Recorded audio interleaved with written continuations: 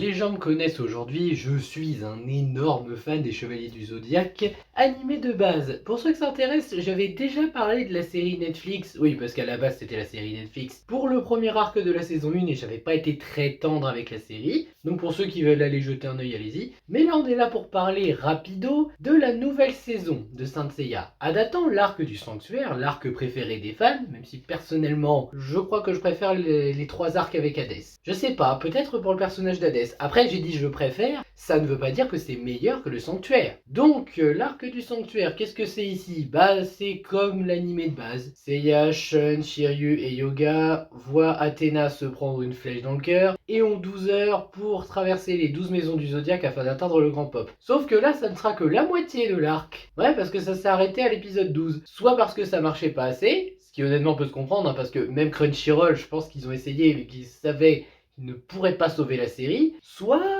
ils ont vraiment prévu une partie 2 et ils sont en train de travailler dessus. Et là, qu'est-ce qu'on peut dire de cette première partie? Bah, vous voyez les remakes live Disney qu'on voit dans la majorité maintenant, du genre Pinocchio, La Belle et la Bête, Le Roi Lion. Et bah c'est ça en fait, cet arc du sanctuaire de Crunchyroll. C'est un remake Disney. Ils ont essayé de refaire pratiquement la même chose, avec quand même des différences. Et j'avoue qu'il y a une chose qu'ils ont changé, qui est probablement la seule réelle nouveauté, mais dans la majorité, c'est le même arc. Les mêmes adversaires, les mêmes combats, le même déroulé, les mêmes finaux. Je comprends pas l'intérêt de le faire si c'est pour faire la même chose. Pourquoi ne pas revoir l'arc du sanctuaire directement fait à l'époque? Bon alors oui, je sais, oui mais l'arc du sanctuaire de l'époque il est long, il y a des épisodes à rallonge. C'est vrai, même moi je ne peux pas nier, mais même avec des épisodes à rallonge, ça restait un bon arc. Mais même là si tu raccourcis les choses, je trouve personnellement que ça ne reste pas intéressant. Bon, ça reste mieux que les deux premiers arcs d'avant qu'on s'est tapé, à savoir avec Kiki, le tournoi, tout ça, où ça allait trop vite. Là, ils prennent un peu plus leur temps et c'est bien. Mais malheureusement, non, l'arc du sanctuaire, on peut pas le sauver. Même si c'est Crunchyroll derrière maintenant et qu'ils ont vraiment essayé de sauver les pots cassés, t'as toujours l'animation moche, la mise en scène un peu discutable. Il y a quand même eu du progrès au niveau des décors et des musiques, hein, je le reconnais. Même en termes de chorégraphie, je trouve que certains combats ont eu un peu de progrès. Mais bon, encore une fois,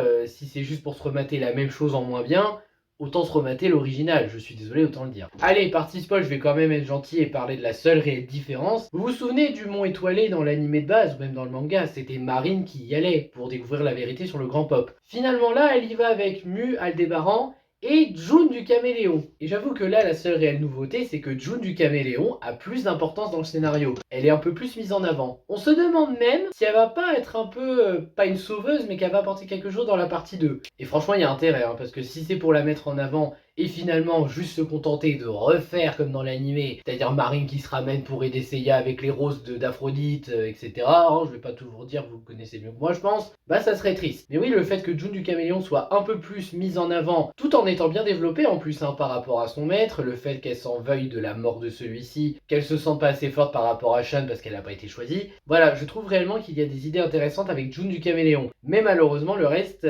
c'est pareil. Le sauvetage de Saori, Tajabu et toute la troupe qui se ramène. D'ailleurs, j'ai envie de l'appeler l'équipe B des Chevaliers du Zodiaque. La manière dont chacun se fait vaincre, exactement comme dans l'animé. Qui l'affronte, exactement le même que dans l'animé. Face aux Gémeaux dans sa maison, ça se passe exactement pareil aussi. Face à Aldébaran, c'est à peu près pareil aussi.